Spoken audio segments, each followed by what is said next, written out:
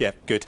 Okay, so unfortunately, in the same zone as poor old, let's stick Patsy the marketeer up in front of the gun instead of the salesman, marketeers are very often expected to understand, oh, well, it's a website thing.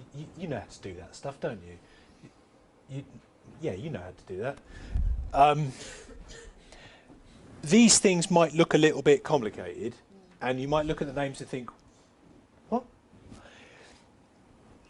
Let's say that said student leaves you, goes and get a job as a marketing assistant in home retail. There's a good one. They're only over the road, aren't they? Over there, over there. And they are looking after a section on the argos.co.uk website, and it might have a content management system, CMS. Familiar with the term? Yeah. Yeah, good. That's great. There'll be a box. Type up the product description. There'll be another box. Upload the logo. Upload the product images. Maybe even a PDF fact sheet. Product manager comes along. Can you make the images into like a gallery? Like I want to see a little strip that goes like that. Okay, so it'll be the CMS, it'll be that marketing person that will be responsible for doing that. Now, some of these things here are a little bit at code level, but there will be an expectation of knowledge, particularly things like inline coding, inline styling, things like that. The language used for coding to make something look good is CSS, we know this. Cascading style sheets, I think, is its real long name. But very often marketeers will be expected to make style changes in line there and then, and that requires an understanding of PHP to a degree, HTML, CSS, those sorts of things. But there's more to that, and we can add to that in time, and it's useful for marketeers who will be expected to have more of a coding knowledge than is fair, really, for them to have an understanding of what a Google font is. As we all know, websites years ago, you could only have about that many fonts. So everything was either Times, Arial, Helvetica. Well, no, you can't even use Helvetica, it's licensed. It's Arial. Yeah. So, fortunately, our demigod Google Fonts came along and said, we're going to make available lots of great looking fonts. You won't have heard of any of the names, but they'll look very similar to a lot of your favourite fonts you haven't been able to use up until now. And we're going to give you a tiny little bit of code, and you can put that in your website, and that means then that you can call for those specific fonts to be displayed on your site. Now, if you're the home retail group and you're looking after the argos.co.uk website, chances are you're not going to need to know that bit from the off. But it's very, very useful to know. Digital marketeers do need to know about things like fonts. Fonts online are important, how things look. It retains the brand. Brand is everything. Brand is all about marketing. GitHub, JavaScript libraries, jQuery. These are massive chunks of code, repositories where developers can call on them.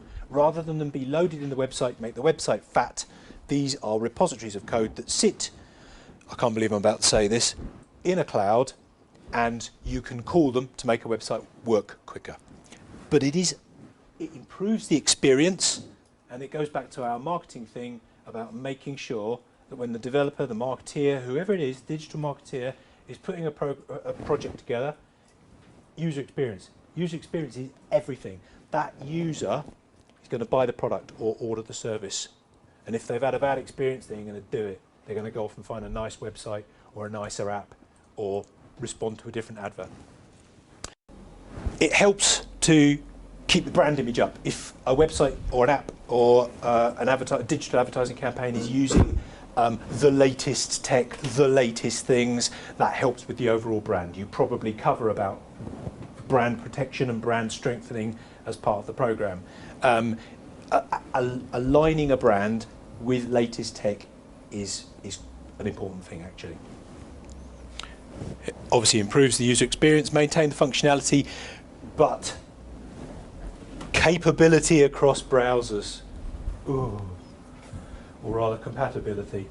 One of our biggest time-consuming aspects of a digital project is making sure that a website, an app, a microsite, anything digital that sits out there looks the same consistently across every single browser, both on the desktop, the laptop, the iPad, the Samsung, the Huddle, the phone, the this, the that. At the last count, there were 16,000 something or other devices, types, individual types. Now, there isn't a hope in hell that they will all look the same. Not a chance. Even from IE8 to IE10 to IE9, it will go all over the place. If you look at a website, you'll have something appear there and you go change your browser type and it'll be over there. But it is quite an important thing. Again, it goes back to the user experience. When you're developing a website, an app, a digital campaign, you've got to make sure that you think about the audience. Starting with the end in mind, who's going to be the audience? Let's think about the demographics. Let's go back to the beginning. We talked about selling fruit from a Covent Garden fruit trading website. Who's likely to be doing that? Who's likely to be buying that? Local restaurants? Maybe. The chefs? Maybe. Cafes, hotels, those sorts of things. Okay, so how up to date are those people's tech going to be? Probably quite ancient, particularly in the hotel and hospitality industry. I still go into hotels and see Internet Explorer 7 and then walk out again. And one of the big problems we have with public sector is a lot of public sector is still stuck on Internet Explorer 6. Yep. And so if you look at a lot of hospital websites are horrible and plain for reasons because most of the staff are looking at it on Internet Explorer 6. So you can't do anything on the website anyway because people aren't paying to upgrade them. For desktop, mobile, that sort of thing, there are lots of online tools to use, particularly for mobile experience checking. We have a suite of devices, obviously, that we use because very often those online checkers are a little bit, well, they're software based. How can they really emulate the live environment? They are a good broad brush. For the mobile environment, there's one called Reposinator. So that's quite a good one, but you can't rely on it. For browsers, Internet Explorer it's got a pretty good emulator going back. So you can use the developer tools that are all part of the browser to go back. The emulators are pretty good, but what you see and what they see and what somebody else might see will be different because you might have a toolbar on your browser. They may have cookies set not always to accept. You might have cookies to accept. So the experience is always so variable from one to the next. From a commercial perspective, we say to our clients, and I think it's really important that this is considered when briefing a web project or an app project. We will say we will test it to Internet Explorer 10 and to the latest. We will test it to Firefox and Google Chrome, the latest versions. We will test it on the latest versions of iOS and Android Chocolate Monkey or whatever it's called, the latest version. So I think it's about understanding you can't boil the ocean. You cannot make the website or whatever it is work exactly the same way on every single device, on every single version that's ever lived. So again, that goes back to client management, client expectation, setting it in the brief. We will make sure that this product is delivered to X, Y, and Z standard, but it certainly doesn't hurt for the students to go back and do some research and see why does the website look great in IE 11 and when I look at it on 9, it looks like a dog's breakfast. Why? Understanding that kind of stuff is also very useful from a marketeer point of view. Why is that? Does it have a negative impact on the user's experience? Yes, no. If it's really bad, it could. So let's invest some money and have it fixed. If it's not really that bad, let's understand why so that the next upgrade it can be addressed. Usually if there's lots of difference across lots of different devices, it means you've got a lot of complexity, which means you've probably screwed it up as a project, because if it's that complex, it's probably not doing the user experience job. So that's what it's a sign not necessarily there's a problem with the devices, there's a problem with the overall project that's been delivered. It could be that the website has been developed to include conflicting code libraries, so conflicting pieces of JavaScript.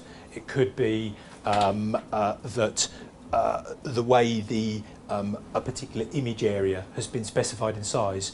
On one browser, the code may say show the image at 90% of the width of the screen, or it could have been hard coded to then say display at 700 pixels wide. Now, if you choose one route or the other, so the percentage width route instead of this specific image pixel width route, of course you're going to see some variables, because 90% of that is that.